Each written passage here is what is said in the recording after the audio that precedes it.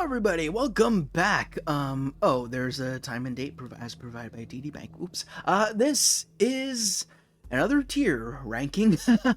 I had no intro plan for this. But anyways, okay, here we go, back on track. I just watched Predator Badlands this past weekend. I was actually planning on doing a before and after video, kind of like I did with Superman 2025.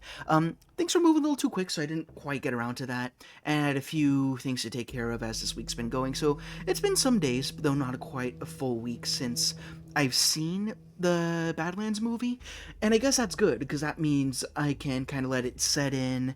I don't have to be, too much into recency bias. I can kind of dismiss that, and by this point I have some pretty concrete feelings on the film, and I really wanted to talk about this somehow, and I thought there would be no more fun way to do that than doing just a full-on freaking tier list of every Predator movie that has been done. Although that being said, I don't think I've got them in chronological order. I think of course, someone else made this list. Although I created the new tiers, as you're seeing right here, I'm going to put these in order of release. So I think the two AVPs were between Predator 2 and Predators. I could be wrong about that. If I am, it's not going to make much of a difference at all. But yeah, this seems to be in correct release order. As for the tiers, I wanted to have fun. I wanted to stop doing the S to F. That's boring, especially when we have one of the most quotable sci-fi franchises there is. So I had to make this a lot more enjoyable. So S tier, the Choppa, the best one. I think you already know what movie is going to be up here. It's pretty clear. A tier, Bring It Home. This is a great movie. These are movies that are a ton of fun. They're definitely up there for my choices of movies to throw in and check out. B tier, I'm gonna have me some fun. I don't mind it. It's good. It's an enjoyable watch. I wouldn't say it's like top tier for me, but it's really solid for what it is. Want some candy? It's filler. It's not the greatest thing ever, but alright, sure, that's okay. Shit happens. I don't love it. I'm not a big fan of it, but it has some redemptive elements in there, so I kind of get why other people could enjoy it. Then, of course, F tier. What else than one ugly motherfucker? There's no workaround. There's going to be at least one movie down here, and you could probably take a firm guess as to what that would be. Horrible experience, maybe painful to watch because it's so egregiously bad. So this is going to be an interesting list because there's just a little more Predator movies than there are tiers on this list, so it's going to be pretty stretched out. There might be tiers here that are totally blank. I really don't know. So that being said, usual caveats.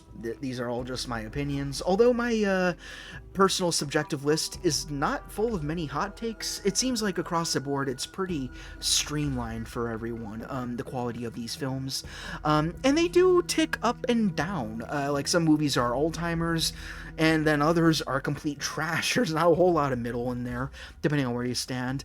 But yeah, all of them have at least one thing that I find remotely amusing, and none of these are absolute blasts. Speaking of blasts, let's shut up and get straight into Predator 87, if I'm correct. Good old-fashioned 80s action movie, which slowly descends into horror, so it's kind of cool how is that tonal duality. Obviously, spoilers for all movies here. If you haven't seen Badlands, Killer of Killers, or Prey, or I guess The Predator, in which case I wouldn't blame you on that one, then do check those out first, because I will be going into spoilers for everything here. So back to the original Predator.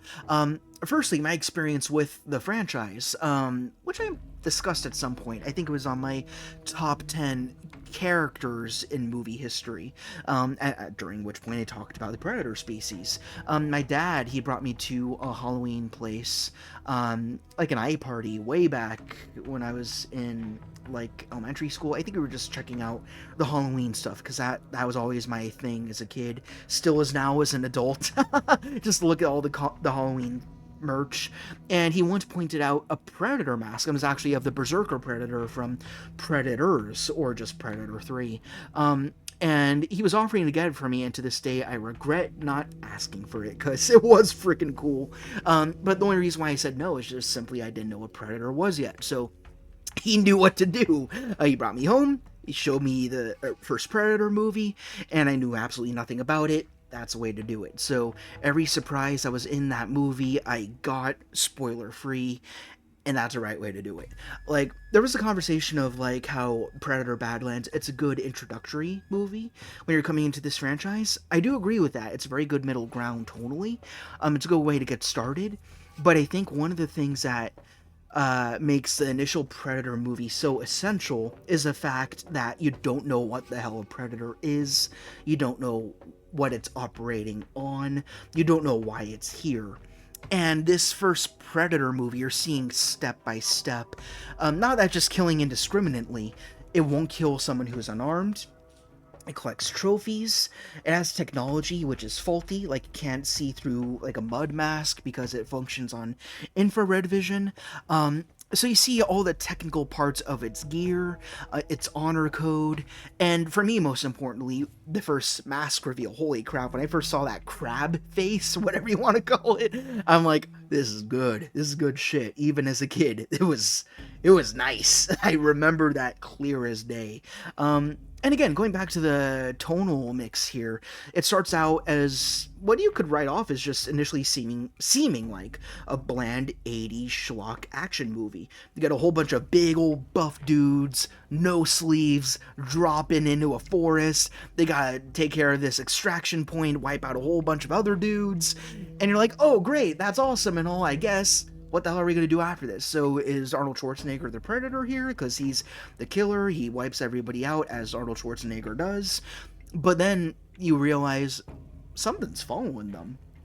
All these like carcasses and trophies and blood sport stuff out there that they saw in the forest before, you were initially pinning that blame on this little guerrilla force that was out there in this nondescript jungle. And you're thinking, like, okay, they wiped them out. That's it? But there's still like 2/4 of the movie to go. What's missing here? And then you realize there's something watching from up in the trees. There's the infrared. There's the infamous 3-dot reticule that is a sign that someone's about to die, right? And this movie goes from just a bland action flick. Not to say the action's bland, it's just kind of expected. So you kind of know what's going to happen with Arnold Schwarzenegger and all of that. And then it transitions into a horror movie. And that these big old tough guys who you assume just had plot armor all the way through, you're thinking they're invincible. Now they're getting picked off one by one by this thing. It could be a dude with like crazy technology. It could have just been an assassin. It could be a ghost. Anna described it as a chameleon, which was kind of cool because of the way it can cloak.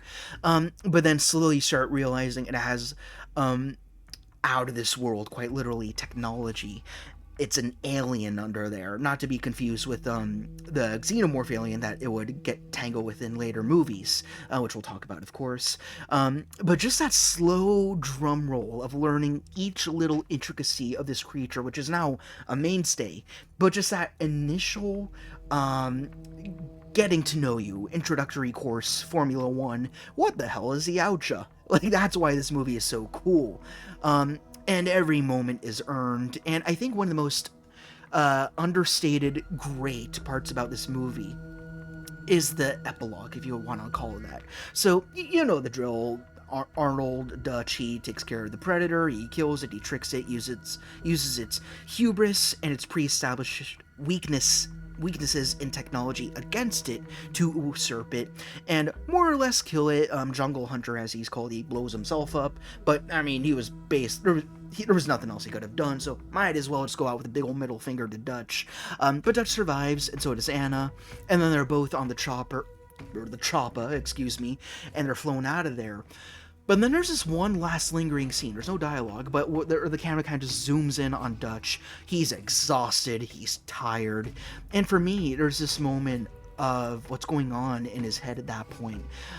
All of his friends are dead.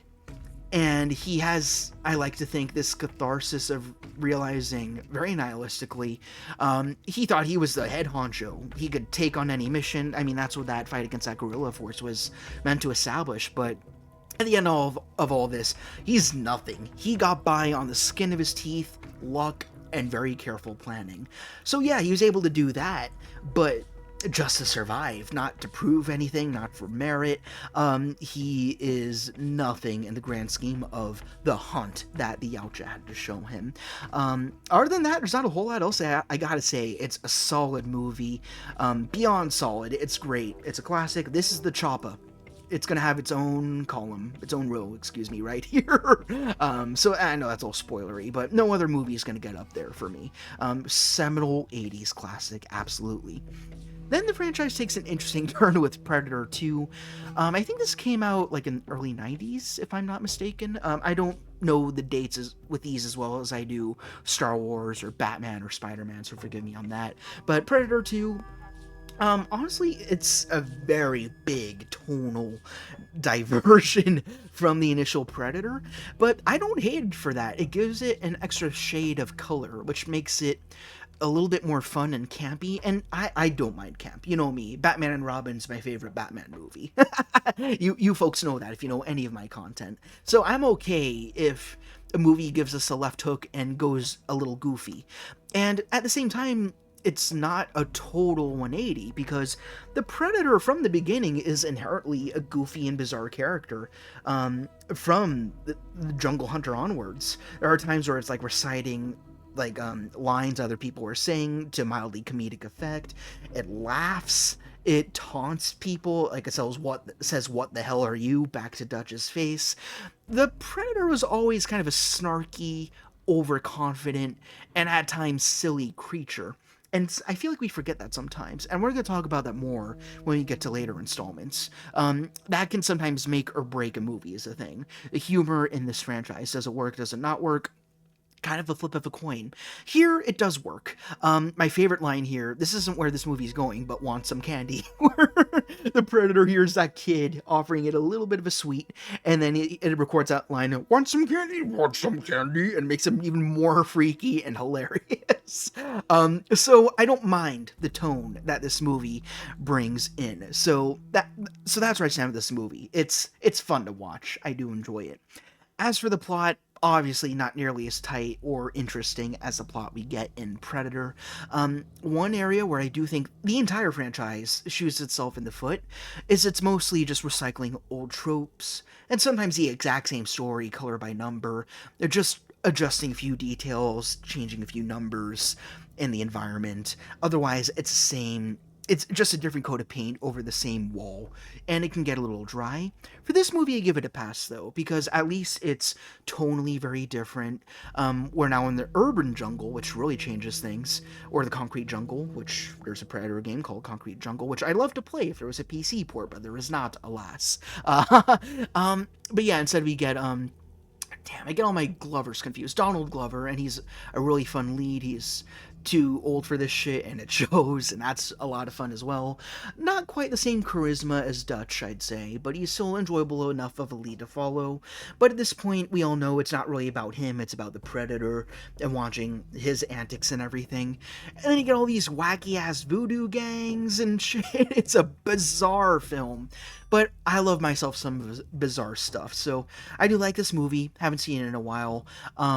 Although I will say the greatest upgrade that this movie has above its predecessor, not really an upgrade per se, just more of a progressive element, is giving you the idea that these predators are hunting in packs. So you get on the Predator ship, this predator called the City Hunter dies. They're all named, by the way, for those who don't know.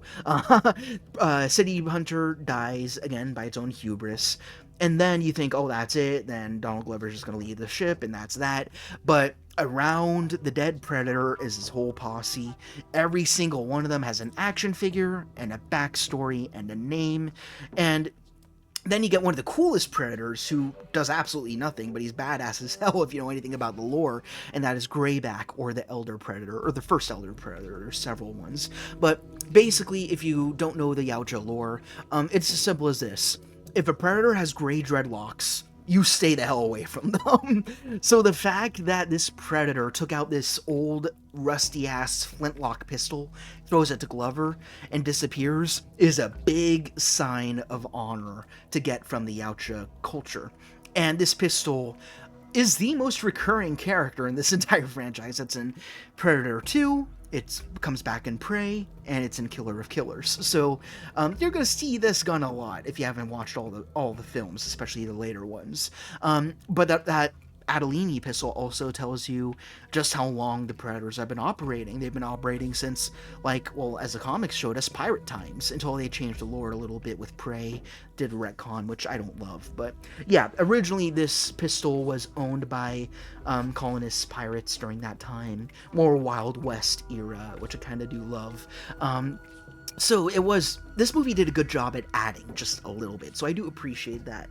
Now that we're in sequel territory, we have to consider how much does a movie add to what's already been known, and is what they're adding good, right? Because some movies add only bad stuff. We'll get to that. This movie is harmless. I don't think it's bad by any metric.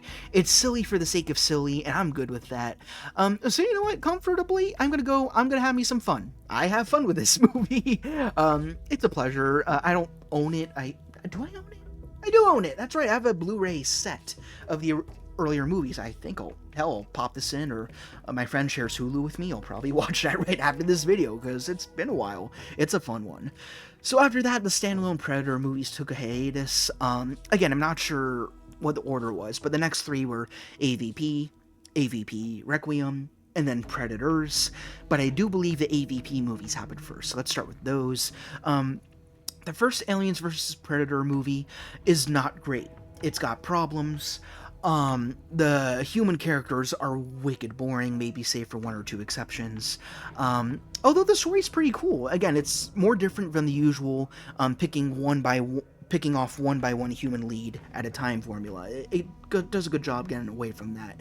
Now we have this archaeology team kind of coming together, going down into this underground pyramid in Antarctica. Why not? It's cool. Fine. There's a nice pun for you. I guess I have a little Mr. Freeze, Arnold Schwarzenegger in me at all times, no matter what we're talking about. So that is nice. That, again, straight from the get-go, changing Predator lore. Not changing, rather, they're adding. And not only this, but this time it is a rite of passage. It's not Predators going down to fight off humans and collect organic trophies like skulls or anything. Now this time it's three brothers silently dropping down into a pyramid to claim their iconic plasma cannons, to claim their gear. That's a big established element of the culture. If you can get a weapon, and you fight past anything that's in the way of that weapon, then it's yours. You keep it. It's yours, my friend. And then they get to run around with it, whatever it is they find. The humans just happen to be in the way. They were not supposed to be there. Although I think what happens is they kind of unlock the pyramid, and then that signals to Predators, like, hey, there's a hunting ground for you. Go on down and claim your rite of passage. So the three brothers go down. And then you get this big old clash between the Predators and then, of course, the Xenomorphs, because there's been a Xenomorph queen and something of a cryostasis for who knows how many thousands of years. And then she wakes up, starts cranking out the eggs as they do, and then you get a Alien versus Predator jamboree. That's kind of why you're coming into this movie. And as for the humans, they're just meatbags. They're meant to die. They don't really add a lot. They can be classified with like 2 character traits maximum. They're not all that interesting. But ultimately, the alien horde gets whittled down. There's like no humans left except one, which we've come to expect.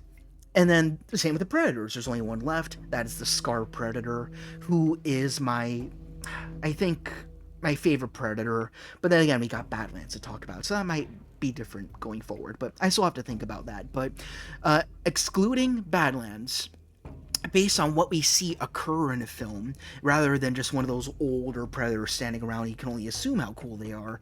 Scar Predator is my favorite Predator. Easily. Because again, he extends that honor system to Lex. She is the final girl of this movie, effectively. And instead of just doing the same old damn stupid thing of Predator hunting down the human, and then the human outsmarts the Predator, and the Predator dies, and the human goes home. Bored of that shit. This is the point where I'm like, stop doing it. And they did, straight away.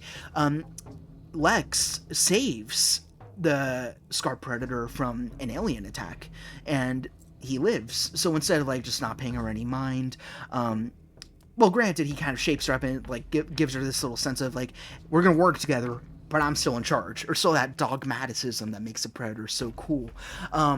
But he has this really cool scene where he makes acid-proof gear out of the xenomorph husk and gives her a shield and a spear out of its tail, and you get this cool like brother-sister thing of them like rushing out of the pyramid. Some people like to couple them up, and I'm like, no, but whatever, have what you like.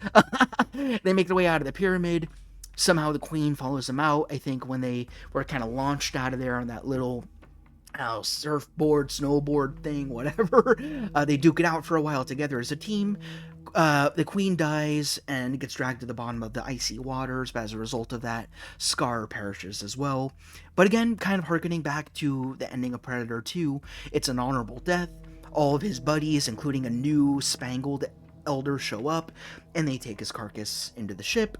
And then, of course, the final cherry on top is that he got a facehugger on him, and as a result of that, we see the shitlord that is the Predalien, or Chet, as he is called by the fan base. I hate that thing, but we'll talk about that later. But as for this movie, I know I talked way too much about the plot rather than the themes I'd introduces. Well, I kind of did them both in the same breath. How do I feel about this movie? It's a fun one. I wouldn't say it's quality-wise one of the best ones, but in terms of just like a safe watch, play it in the background, it's got some good stuff. I'd say I'd also put this in I'm gonna have me some fun. Although I probably would watch this more than I would watch Predator 2, because I love Scar Predator so much. City Hunter's cool, but again, he's kind of just a usual run-of-the-mill Predator. He's Jungle Hunter, just a bit more silly, which again is fine. But Scar Predator adds so much. As for his brothers, I might as well mention them. Chopper, he dies straight away. No one really cares about Chopper.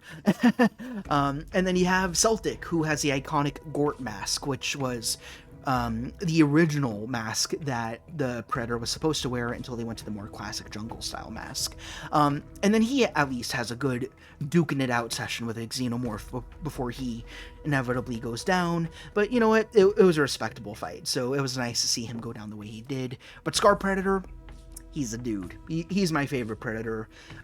Maybe neck and neck with Deck. I have to think about that one. But again, we'll talk about Badlands later. AVP Requiem, one ugly motherfucker. Let's get that right down there right now. The worst movie in the franchise and the hardest to watch. Not just because it relies so heavily on shock value and horrible, distasteful imagery, even for the Predator universe, but also the lighting is terrible. You can't see anything that is happening. There are a lot of people who say they watch this movie and it has their favorite Predator in it being the Wolf Predator, which is a cool Predator, and he does some cool stuff, but it would be nice if I could see what he's doing instead of like a silhouette, which is also cast in shadow on top of that. I can't make out anything that's going on in this movie. And the times where I can, it's daylight, we're focused on the most Michael Bay, like, baseline teenage characters. I know he didn't do this movie, I don't think he did. But man, the human characters never sucked more. They're impossible to watch, harder to listen to, and you want them to die so quick. I mean, granted, there should be a few of those characters, those meatbags in these movies where they're dislikable. You want them to die, but when it's all of them, then why are we even here, right? There's no earned deaths here.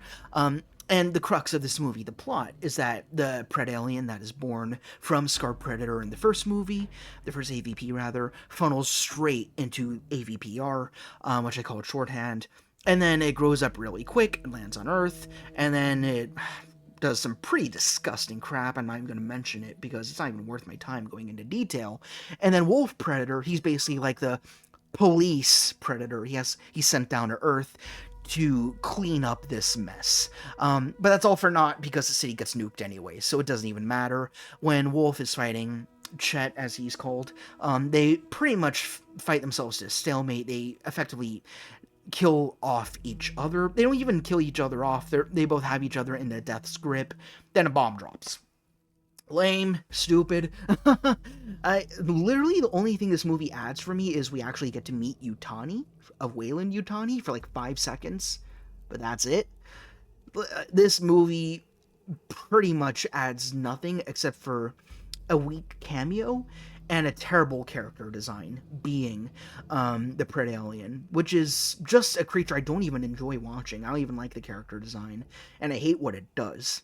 As for Wolf Predator, I want to like him, I really do, but his own scenes are poorly written, so I can't tell what's going on really. And everything he does is bookended by just such boring and stale crap, and terrible camera work and terrible lighting. There is very little good to say about this movie.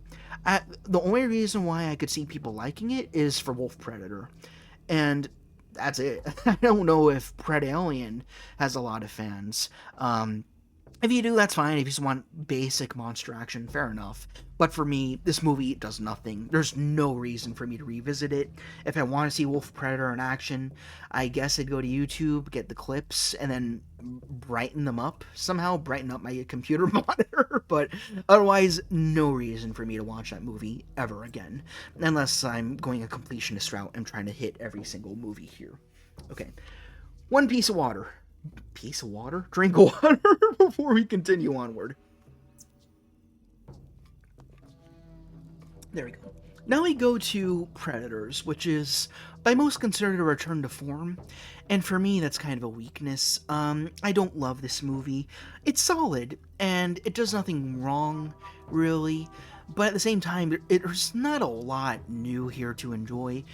It is one of the most beautiful Predator movies ever done, especially because we are on some other planet all the way out there, so there's like new flora and fauna.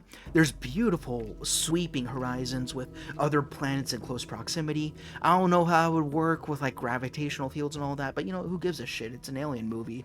No one cares. But ultimately the premise is interesting in concept, in that you have some genuine deadly people who are airdropped onto this planet and they're hunted for sport, but very quickly it just boils down to being the original Predator movie again, but with less interesting characters, with weak dialogue, and very few standout scenes. They get picked off very quickly. They're chased by the three super predators, and to be clear, these are like a different breed, a different species of predator. That's not, I still don't fully understand, but they're a little stronger, a little faster than the typical Yautja. So this would include Falconer, Tracker, and Berserker. The Berserker is the mask that I saw when I was at the eye party with my dad. He's the dude with the big lower jaw, which I love. It's one of my favorite Predator masks, but I just couldn't say he's one of my favorite Predators. Really, because he doesn't do anything different, as does the rest of this movie. Same thing, people go through the forest, they survive different challenges and traps, they die one by one.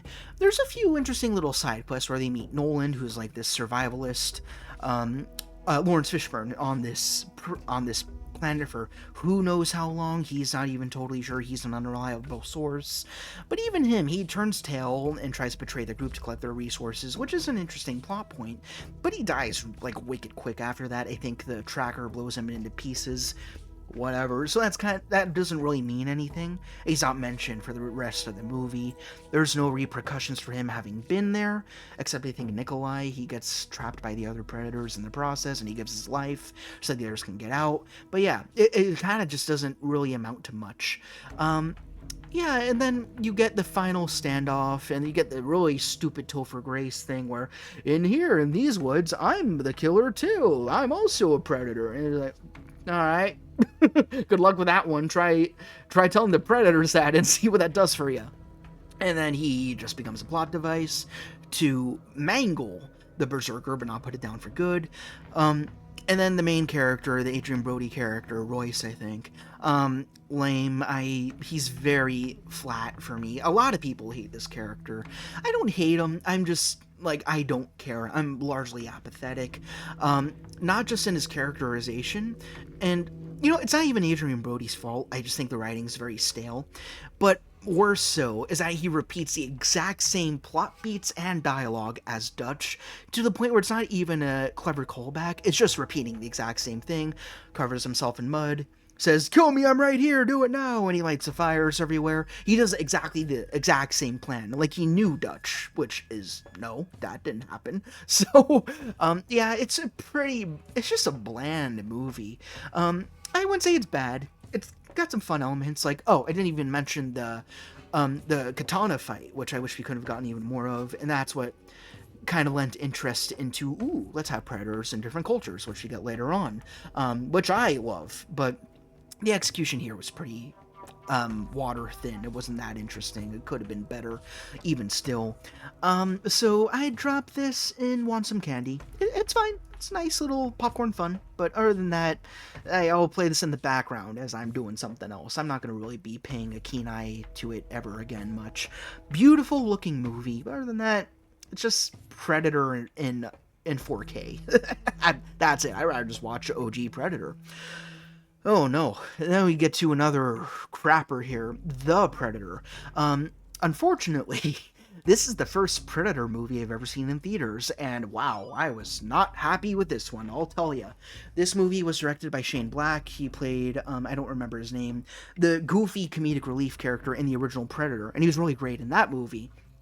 But the issue is, every single human character, including the Predator in this movie, was that character. So it's that one comedic character multiplied by 10. Do you want to see 10 of that character for an entire 2 hours? You told me. Oh, wow.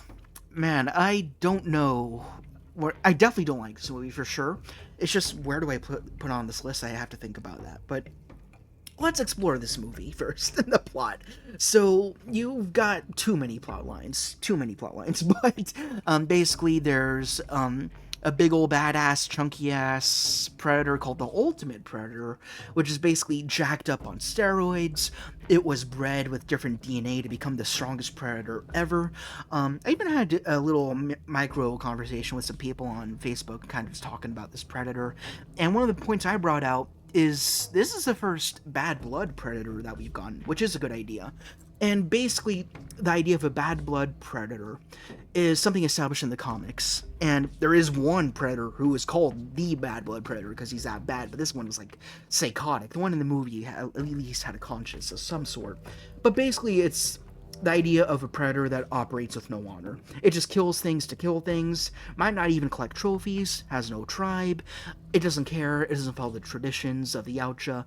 That's what this thing is, and it's simply going down to Earth to, collect the most highly evolved humans or species that it can, in order to modify its own genetic coding or the genetic coding of later Yautja to make them biologically stronger. Kind of a eugenicist predator, I could say. I know it's blunt terminology, but that's pretty much what it is. But yeah, he's cool as a set piece, but he himself isn't really a character. He's not an interesting villain by any stretch of the imagination. And you have him transcribing his words, so he's kind of the first alien to speak galactic basic in these movies, which I don't much like. I find that very weird. That threw me off. And I'm one of the few people who I feel like can truly talk about this in its complexities. Of all the creatures, apex predators, monsters, scary crap on this planet to take back home with him, he grabs a little autistic child. And being someone who is autistic myself and was, 3-4 years diagnosed by the time I watched this movie, that made it very, very weird to watch. How do I feel about that? I could go on for hours, but simply, I don't need this in my Predator movie. No matter how you logic that out, if that's an ethical use of autism in a sci-fi fantasy, it was... I'm not insulted by it or anything. I'm more just awkward. I'm like, I don't want that. I don't need that here. I don't want to be called out as the apex predator or the next stage of evolution. I don't want that weight on my shoulders. Even though there are people who have said that, but I vehemently disagree with them.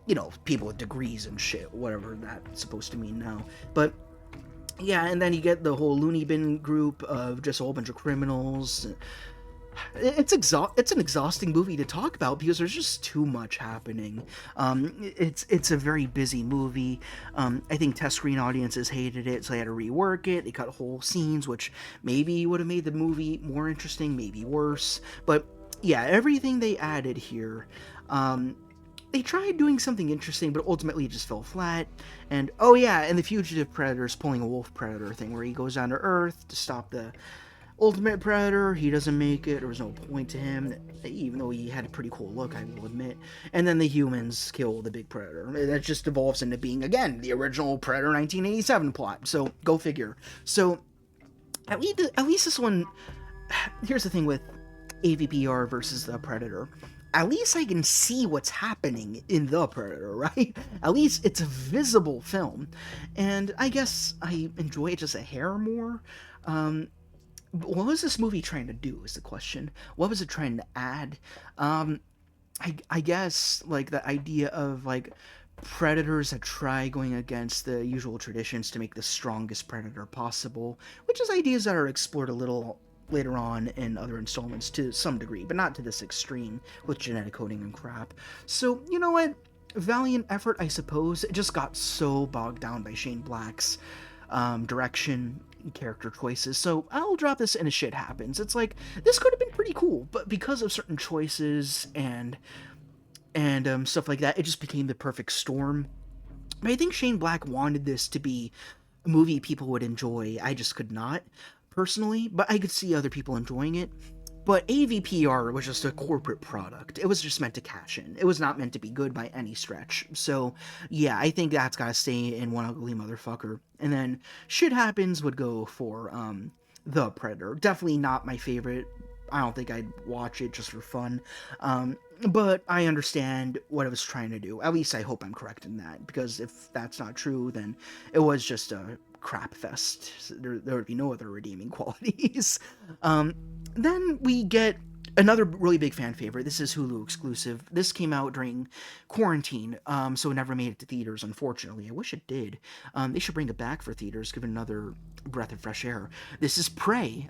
This movie does some very cool things. And again, one of the most beautiful movies in this franchise, where it takes it back, I want to say 3 centuries, something like that, 250 years, around there. So now we're focusing on the Native American setting. So this is like pre-colonization, like the white man is just moving in, dipping their feet in the waters of what we now call the United States of America. This is where we have all the Native American tribes just living their lives, hunting for food, enjoying their culture and each other's company. And that's great. I love that setup. That's the best thing about this movie, that finally we are now out of some stupid city or some boring jungle. Now we are in a different timeline. Not timelines, excuse me, different era. That's great. That's what I've been wanting along with a lot of other people. But for me, this isn't quite it.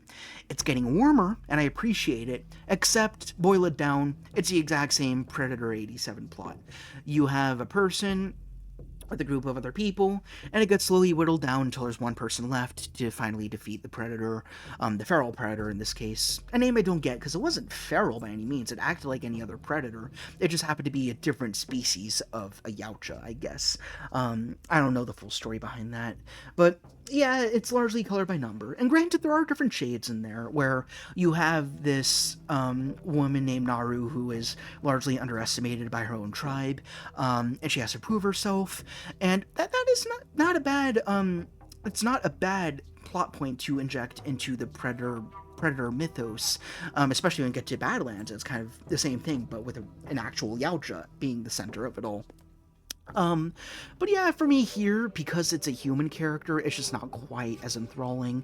It's a story that's been done before, and perhaps better in other films in the past, so it's mixing a story that we already really love with the story that's kind of been done before, but in a very, very cool setting.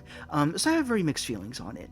But that being said, this is by no means a bad movie. I don't think there's any real weaknesses to it. It's a very strong film. It's just not quite a favorite of mine. It's not one that I really want to go back and rewatch. So I'd say I would drop this in Want Some Candy. But I would put it above Predators. I actually do consider Predators being so close to the classic narrative, like dialogue-wise, that it has some negative points for me. But Prey is pretty strong. It's a very strong movie. It just doesn't quite cut it for me as being one of my favorites, but I like what it is, and I'm very happy that it exists. Although, I think, the one negative I could say is it retcons the Adolini pistol myth. Granted, not really. again, in the comics, so not everyone would know this. It was more like within pirate culture. Here, it was like some French guy who kind of just gives it to Naru for helping her out, and she uses that as a literal Chekhov's gun, or Natalini gun, to take care of the Predator towards the end. So, if you haven't seen this movie, it is a very good one. It's just kind of a one and done deal. I wouldn't say it's the greatest Predator movie of all time. A lot of people put this at the top, above of the original, and to that I say, you know what, fine, that's alright, it's a good contender. I just couldn't in good conscience put it anywhere above the two that are higher than it. Predator 2, just for having that classic 80s, or late 80s, early 90s campy schlock that I adore. That's what makes me go back to the movie, and again, I'm gonna watch it tonight. I'm gonna make some burgers, got them defrosting in the back, you can't see them. And then AVP, Scar Predator. Don't need to say anything more than that. So, yeah, solid movie. Just not quite my thing. Then we get to Killer of Killers. This was a 2025 release. Just a good year for Predator, what can I say? So Killer of Killers released on Hulu exclusively. It's like an anthology series, but all the little stories they tell do get combined in the end to tell us a lot more about the Predators. It's not my favorite, but one thing I can say is, of all the movies here, I think this one, outside of 87, this movie adds the most to the lore of what we can know about the Predators in a single, like, hour 30, hour 45 stretch. I don't think it was quite 2 hours. But basically what this anthology does is it focuses on 3 instances of a predator dropping on Earth and doing its usual predator thing. However, it's 3 different time periods, 3 different cultures. You get the Vikings, you get feudal Japan, and you get World War I America, pretty much. Well, I'm not sure where that last plot point with World War I was taking place. I think it was somewhere out, like, on a nondescript island, like, going against Axis forces. I don't recall. I've only seen this once. And frankly, that last plot point was my least favorite, so I kind of tuned out there. But the crazy thing that happens here is all these characters from different time periods, you're seeing between each of these segments, it's intercut with all these main characters being the Viking mother, the samurai brother, and this young pilot all in one room. And you're like, wait, how can these people be all together? They were in different time periods. They shouldn't even know each other exists. So we're wondering about that. And then they're dropped into this arena, this on Yautja Prime, the Predator planet, and it's because they were cryogenically unfrozen. That's what we learned about Predators. They freeze the strongest of their prey and save them for sport, to duke it out against them later on in a more concentrated environment. So that's probably what happened to, in retrospect, the gang that we saw in Predators, or Predator 3 with Adrian Brody and Royce. When they were dropping out of the sky in that cold open, they were probably frozen too, and then dropped down. I mean, probably within the same time period, but Killer of Killers establishes they could be from any time period, and that makes it wicked exciting. How far back does it go? Are we gonna have cavemen enter the arena? It's a fun idea, you never know. So ultimately the 3 work together to... It's kind of like Attack of the Clones. They got all these crazy giant aliens going in after them. They work together to coordinate despite language barriers, and they instantly kind of like assert this truce with each other, even though they can't speak the same language, or from different eras, or from different cultures. They throw that away. We're all human. Let's work to get ourselves out of this shit. And more or less they do. The pilot and the samurai, they get away on this vessel, and the Viking stays behind to be sure they do. Although this is one giant weak point for me, is that trope of having that prodigy who knows everything. They kind of did this in The Predator with the autistic kid, but this time it's that young pilot, who I actually did not like. I didn't like his characterization at all.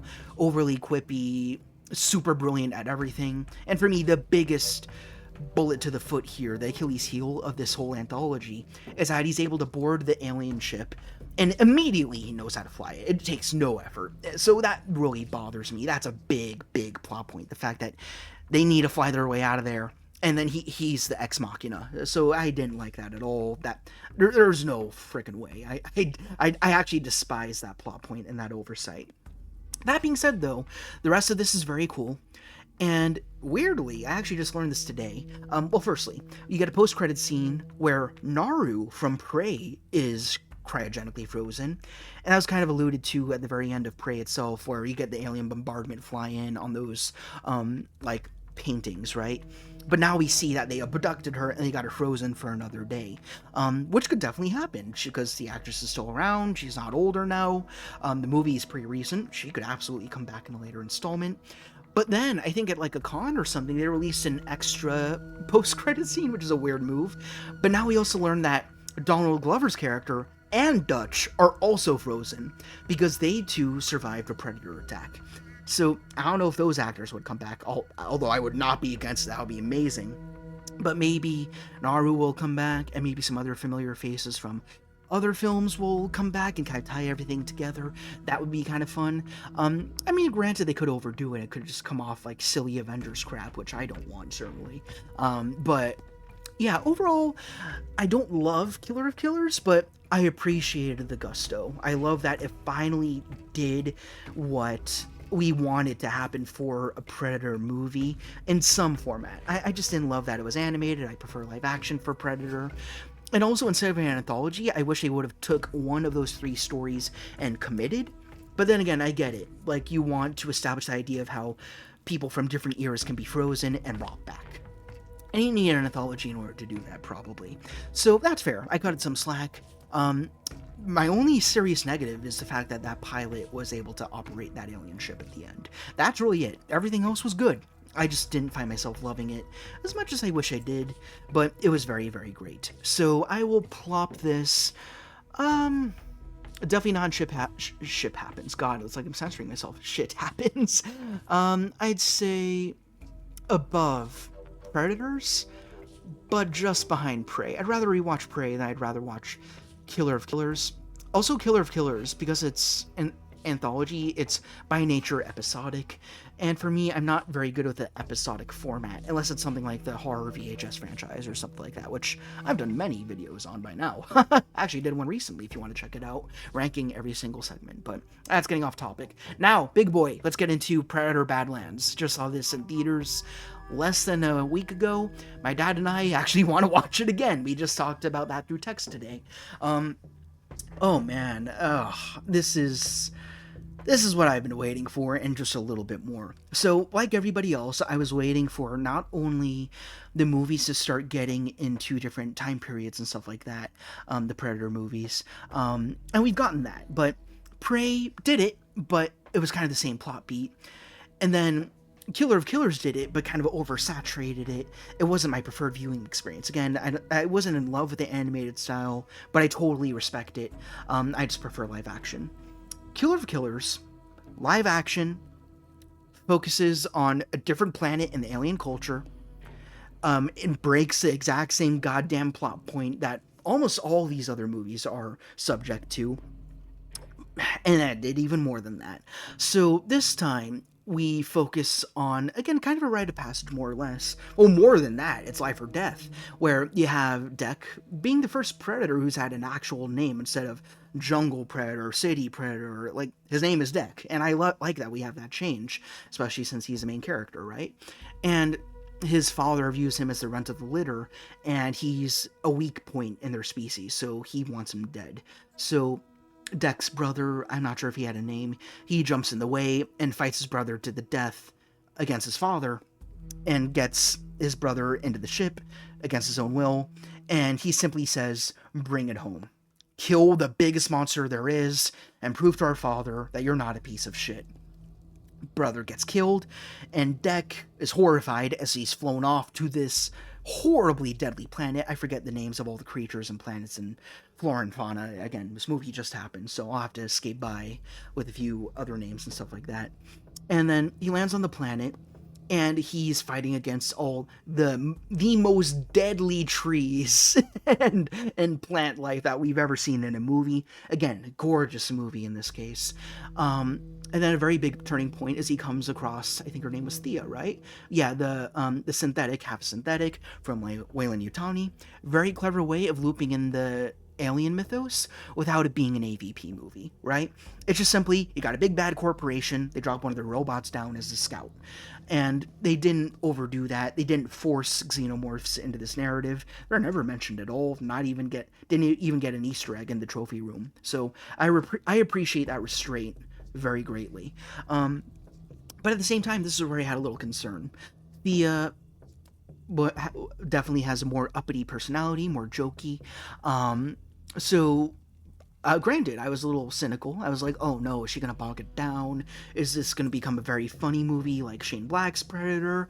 I was concerned it was gonna be like a Shrek and Donkey thing, where you got the serious, stoic character who's trying to be all tough, then you got the character who's just like they just have to drag along, who's making quips the whole time, and it was that, but it became more.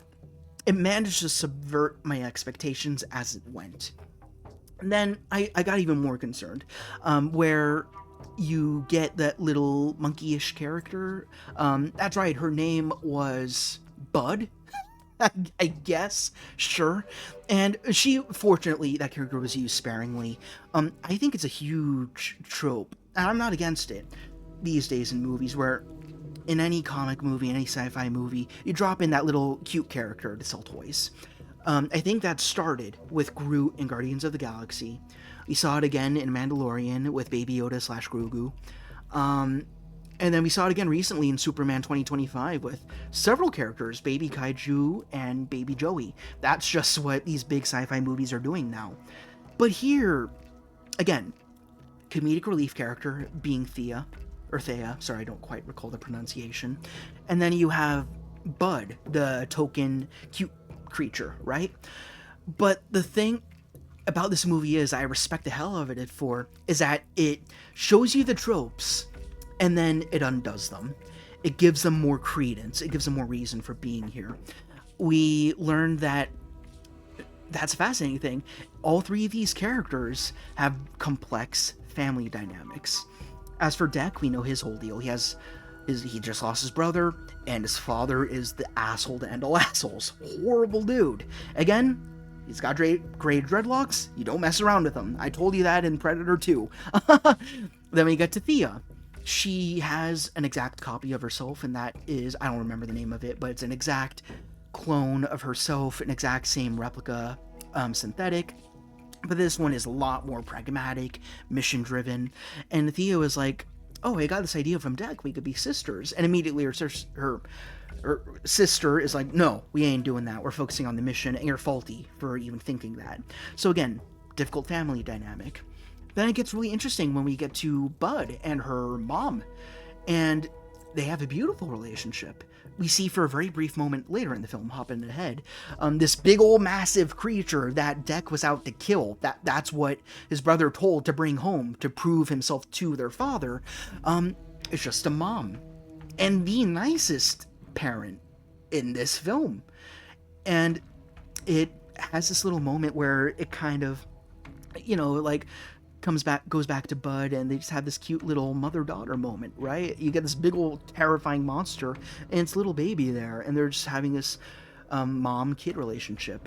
And even Thea, like the main AI thing in the Weyland-Yutani universe is Mother, and Mother is also a bitch. So if she even has a terrible parent, so both she and Deck can look at this little monkey comedic relief creature and go, damn, I wish I had that.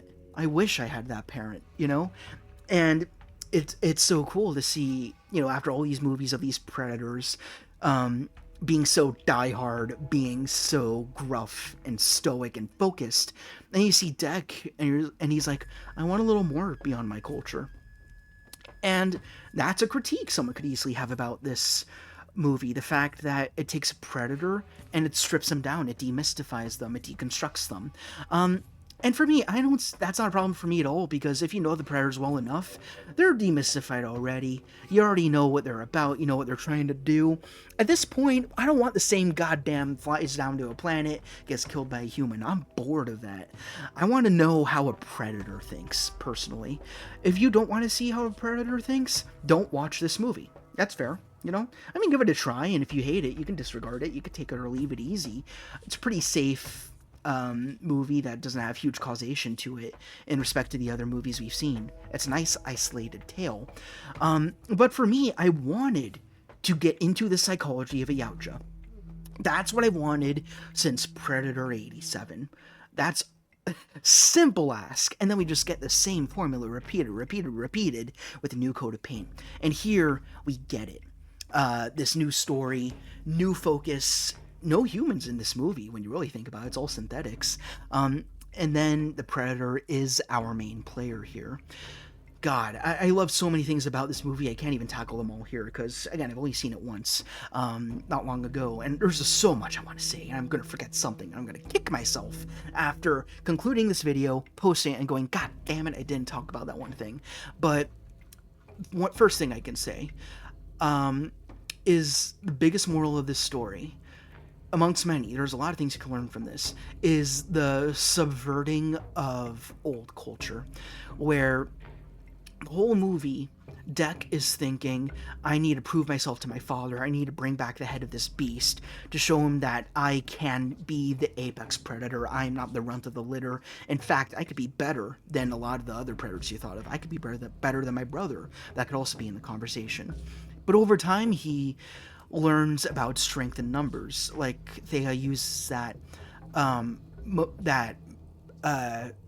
story of the wolf, which of course Dec has never heard of before, but the idea that the strongest creature in the environment is not the one that has the most kills, has the biggest body count, has the most trophies, but the one that can be sure everyone who follows them is okay and is doing well, and they can hunt properly.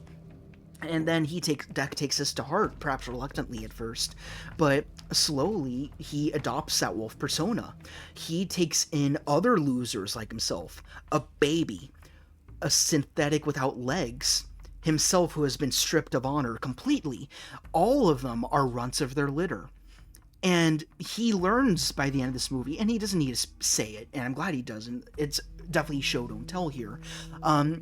The greatest tribe is not one that culls the weak, not the one that kills off the runts, but rather the one that makes the runts stronger and brings out the best of them. Thea gets her legs back. Bud grows up to become as strong as his mother one day. And Dec doesn't just earn back his honor, but he kills the source of that culture that deemed what honor was, being his father to begin with. And overtakes it. That's why the father's guards don't move in on him after the father's dead. Dec calls the shots now, and he doesn't even want all that. So talk about an earned middle finger. That's great. Such a good ending. And then you get a little, like, just post-credit scene where his mom shows up in the ship. So firstly, that's her first cameo from a female predator, which is highly enticing for multiple reasons. And second, I like that moment a lot because it not only raises the stakes, but also it's very funny, but not so funny that it's stupid, right? It's an earned joke. Because throughout this movie, since the beginning, you could argue, this is such an extreme culture, the Yautja. The way that they operate, the way that they think. And now, you're getting the stakes that are brought higher and higher, and for a predator to say, oh crap, my mom's here, it fits in with the seriousness of the culture, but it's also pretty funny too. So it's a little bit self-aware, a little winking to the camera, but it's not the whole movie doing that, right? Like, another funny moment that does work is where Thea and Dec are on that other synthetic ship, and one of the synthetic lackeys is playing around with that little device, and it blows him up. And Thea goes, wait, Dec, you said that was a toy. And he says, yeah, Yautja toy. And he's saying that totally seriously. It's not, he doesn't do it with any smirk. I don't know what a Yautja smirk would look like, but you know, get what I mean? Not a wink to the camera. He's dead serious. No humor at all. But that's what's funny. Funny characters are not characters who try cracking jokes, who make quips. Characters are funny because they're so deep set in their own little world that they become so out of touch with everything else that's going on around them and the reality of what they're doing and how they're thinking, and that's what makes them amusing and hilarious. Dec is not a funny character, but he is hilarious in relation to everything that's happening around him and the reality that everybody else sees that he can't because of how dogmatic he is. That's what makes him so good. And another thing to bring out is one of the coolest scenes is where he loses all his armor, he loses his sword and everything shortly after the ship scene, and then Thea gives him an out, and then he just drops into the forest and he has nothing. Then he has to build his own suit, but he builds it out of the flora and fauna, the plants and the animals that Thea has taught him about. So that's a huge like moral of the story lesson learned right there.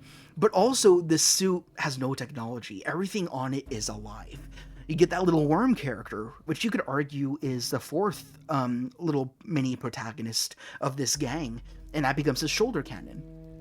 And I don't remember all the other gadgets he had. Yeah, the razor grass, and those become like his wrist blades or his throwing discs or whatever you want to call it. Basically, every single part of his armor is another part of his wolf pack that he learned to tame, that he learned to make superior by integrating into his own mold. So it's exactly how he learned to, at the very least, respect Bud and Thea, but on a much smaller scale, just in regards to his outfit. I'm not sure if that was the intention, but I love that thematic element so much. So yeah, I could keep going. I really loved this movie. The more you think about it, the more I love it. And I'm so glad that it's not a generic Predator movie. It, again, does such a good job at adding, giving you new perspective, getting into the psychology, and bringing us to a different culture. It does both of those things, and it does even more. And I'm sure if I go to watch this again, I'll have even more ideas. I'll notice even more nuances I haven't even thought of. This is the most multifaceted Predator movie without being too much, without things getting too stupid. When it's funny, it's earned humor, and it's well spaced out, right? It's not like a huge block of half an hour of joking and quips, right? It's a very even movie. And also, like I mentioned before, it's very accessible.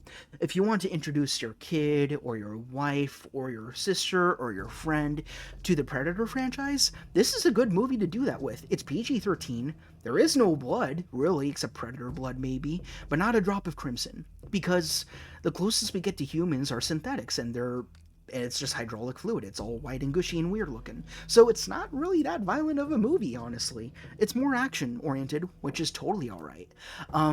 However, I would argue that it would be better to watch the original Predator first, because it's so important that you slowly learn what the hell Predator is, and then get that face reveal before you watch Predator Badlands, which by nature deconstructs what a Predator is, takes away that mystique just a little bit. But for me, the mystique isn't that big of a deal, because I've always seen these predators as a creature to be later understood with each movie, and to be respected, right? Like, it's not like a Michael Myers where you don't want any origin in order for them to be effective, right? It's not like a Heath Ledger Joker character where there's no discernible origin, and that's what keeps him scary and unhinged for some. Not for me. I'm not a Christopher Nolan guy, but different conversation.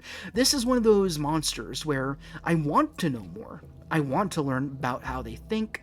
I want to learn about how they operate, what they care about, if anything at all, and what different shades there are, right? There's the father who's absolutely dogmatic, deep set in the culture, probably lived for hundreds of years. Gaucho can live for a very damn long time.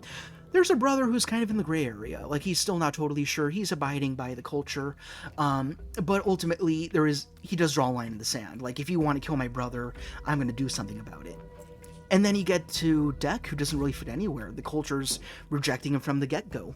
Like, that's another thing I want to talk about, because Deck's character design, that's one of the things I was immediately scrutinized as soon as the initial teasers dropped. The look of him, the fact that the dreads, they peel back from the center of the back of his head, rather than going around the crest.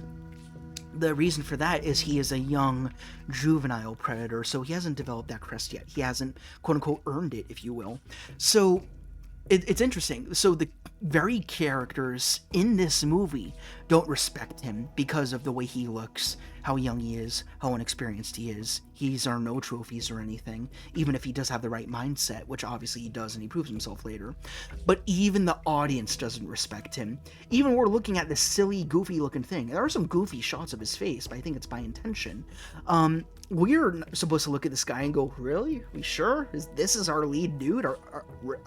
Why not follow the brother instead? Why did he have to die? So I think that's by design. We're not supposed to respect Deck. But then slowly, with each movement, learning from each mistake, and then each decision, we slowly start to cheer for him and to root for him. He earns our respect, the human audience. So that's kind of a meta thing that I really do like. You know what? I'll stop there. There's so many great aspects of this movie. But then again, it did just come out, and I do love myself some symmetry, so I will drop it in Bring It Home.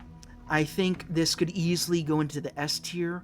I don't think it could quite usurp the original Predator movie for me, but this is an easy silver place medalist. Absolutely. I definitely love it more than all the movies below it, especially the latter two, for sure. So yeah, I'm not going to keep rambling on. That's it for me. It's a solid hour right there, a little over, so pretty good. I mean, you can say what you want about me yammering on, but I am nothing if not consistent. So, and this came out pretty solid. Again, no real hot takes here, I don't think. This is pretty much how most people would rank these. I mean, if the general Predator fan would look at this list, I'd think they'd put AVP lower and maybe put Prey higher. Otherwise, I think everything here is pretty standard. It's a fan base where there's not a whole ton of hot takes, really. It's pretty much the same across the board, although people might still have favorites or ones that they really hate, depending on when they started with the franchise, right? Like, I started learning about the movies when Predators had already been out for a good amount of time, but there was no new Predator stuff until Shane Black's Predator came out, and that was not a great way to get back into the franchise, but you know what? Then after that, everything was good, at the very least. So, yeah, it's a very interesting franchise. It's picking up steam, as is Alien, too, which is really great. I still haven't watched Alien Earth because I've been a little busy this oddball season, but maybe I'll give that a watch, too. But all that being said, let me know what you think about the Predator movies. Let me know what your experience was, what your favorites and least favorites were. If there's one here that you severely disagree with, then do respectfully let me know your thoughts in the comments, because I like learning about new perspectives in a healthy dialogue, right? That's all good. So, yeah, thank you guys very much for listening. I hope you enjoyed this. If you have any other tier list ideas that I could work on, I'm all yours. The comments are all yours to do whatever you want with. I'm thinking we could do a tier list on the Predators themselves, how much I like each and every one of the Predators, like even as far as the tribe on the ship at the end of Predator 2. Like, even they have their own backstories committed to them thanks to the NECA action figures. So that's pretty awesome too. But yeah, I could do other franchises, other movies. I don't know every franchise, so I'll do my best. But yeah, I like doing these. It's nice to get my own thoughts out there and do a little conversation. So yeah, that's all I got. Today is, what is today? It's freaking Wednesday. So yeah, enjoy the rest of your week. Have a great weekend. Rock on. And I'll see you all later. That's all there is. There isn't any more.